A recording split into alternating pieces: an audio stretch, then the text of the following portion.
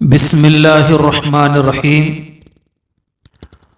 محترم حضرات اور خواتین، آج کا عنوان ہے کہ کیا ماہ ذی الحجہ کا چاند نظر آنے کے بعد بال اور ناخن کاٹ سکتے ہیں یا نہیں؟ تو جواباً عرض یہ ہے کہ جو شخص قربانی کا ارادہ رکھتا ہو اس کے لیے مستحب ہے اور باعث اجر و ثواب ہے کہ ذی الحجہ کا چاند نظر آنے کے بعد قربانی ہونے تک بال اور ناخن نہ کاٹے۔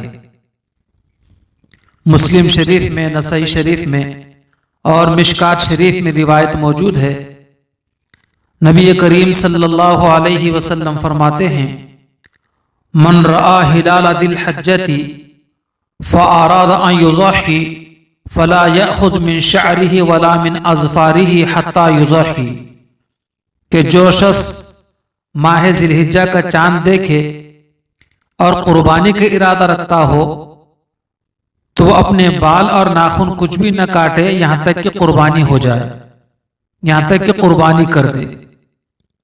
اس لیے اس بات کا اہتمام کریں قربانی کرنے والے کہ ذی الحجہ کا چاند نظر آنے کے بعد اپنے بال اور ناخن نہ کاٹے، تو یہ ان کے لیے مستحب ہے اور اللہ پاک نے اس میں ان کے لیے اجر و ثواب رکھا ہے۔ لیکن اگر کوئی شخص بھول کر یا یاد رہتے ہوئے بھی جان بوجھ کر بال یا ناخن کاٹ لے تو بھی اس کی قربانی ہو جاتی ہے۔ اسی طرح اگر کسی کے بال یا ناخن بہت بڑھ چکے ہوں تو ان کے کاٹنے میں بھی کوئی حرج نہیں ہے۔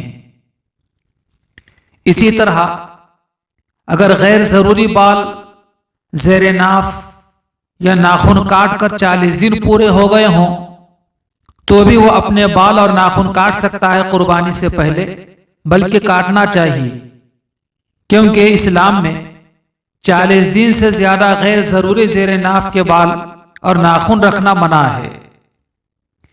چاند نظر آنے کے بعد صرف قربانی کرنے والے مرد و خواتین کے لیے مستحب اور ثواب ہے کہ وہ قربانی ہونے تک اپنے بال اور ناخن نہ کاٹے۔ بعض اکابرین حضرات فرماتے ہیں